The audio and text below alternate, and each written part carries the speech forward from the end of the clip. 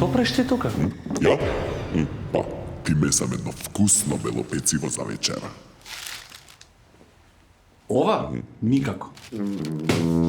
Зошто па сега никако? Белото брашно е направено од процесирана и рафинирана пченица, а да не зборувам за адитивите во неа. Ова е здраво и вкусно и направено е од кршени зрна пченица. Сакаш да кажеш дека пак џабе се мачев?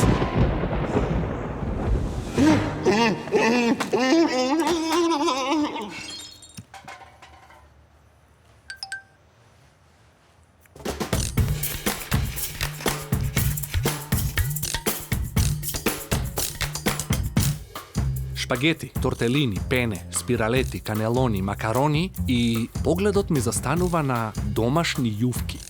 И одеднаш ми светнува. Па да, имам рецепт. Ги правеше некогаш одам на баба ми летно време, додека се уште беше доволно топло за да се исушат.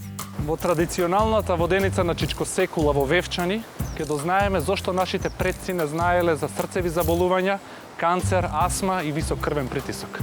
Ајде да ги засукаме ракавите и да правиме брашно од цели зрна пченица. Зошто убаво спакуваните тестенини, направени во некоја фабрика, никогаш не можат да го имаат истиот оној вкус кој не утешува? Целите зрна се клучни во одржувањето на здравата диета. Го намалуваат ризикот од срцеви болести, проблеми со тежината како и стомачните проблеми. Полни се со Б витамини, минерали како железо, магнезиум, селен, одлични се за имуниот систем и за коските. Сега гледам колку е тешко да се произведе ова. Основниот дел на секоја трпеза – лебот. Потребно е време и труд за убави намирници. А постои правилен начин да ги припремиме. Што спремаме денес? Денеска ќе спремиме селски леб во фурна на дрва, салата ладна од пченица, потоа ќе спремиме салата од пченка, домашни интегрални јувки. Во 1 литро зовриена вода ќе ставам пченица, ладно цедено маслиново масло, ќе додадам 1 гранче рузмарин, а ти фаќај се за работа. Гмечиме лукче. Кинеме ливчиња босилек, сецкаме домати и бело сирење и ставаме во сад. Сварената пченица ја додаваме во садот и убаво промешуваме. Ја оставаме околу 5 минути и јадењето е припремено. Кој би помислил? Свежа салата од пченица. Без маја леб не бива. Во сад со вода ставаме квасец, шеќер, брашно и мешаме се додека не добиеме убава и еднаква каша. Сега стави го до фурната да доживее тасување. Се остава да стаса, да се размножат квасните габички. Тие го прават лебот мек и кревак. Во сад ставаме пченкарно, пченично, ржано брашно, маја и трици. Мешаме со додавање на вода.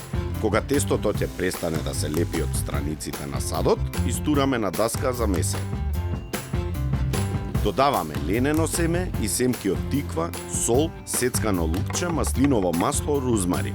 Месиме, го покриваме со фолија и оставаме да стаса, односно да го удвои својот волумен. По ова се размесува, се обликува и се става во фурна да се испече. Додека лебот се пече во фурната на дрва, сега ќе приготвиме едни домашни здрави јовки.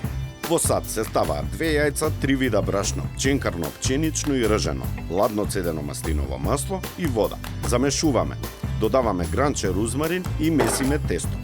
Виткаме со најлон и ставаме во фрижидер. После 15 на минути се расукува на даска посипана со брашно, кората се витка во ролна и внимателно се сецка на ленти. На страна сечкаме тиквичка, зелена пиперка, домат и гмечиме лукче. Ги вариме јувките во врела и посолена вода, а во тава истураме ладно цедено маслиново масло, на кое ги пржиме зеленчуците и додаваме босил. Откако јувките ќе се сварат, се истураат во тавчето со зеленчуци и заедно се запржува за да се спојат вкусовите. Лебот е готов. На овој начин можеме да го подготвиме и во домашни услови.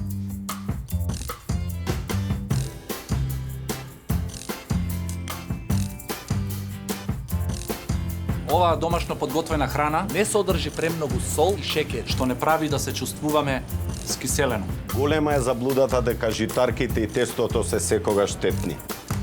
Храната може да биде и отров и лек, од вас зависи. Трпезата нека ви стане олтар на домот, а продуктите набавувајте ги во пребогатиот шпаис на Македонија.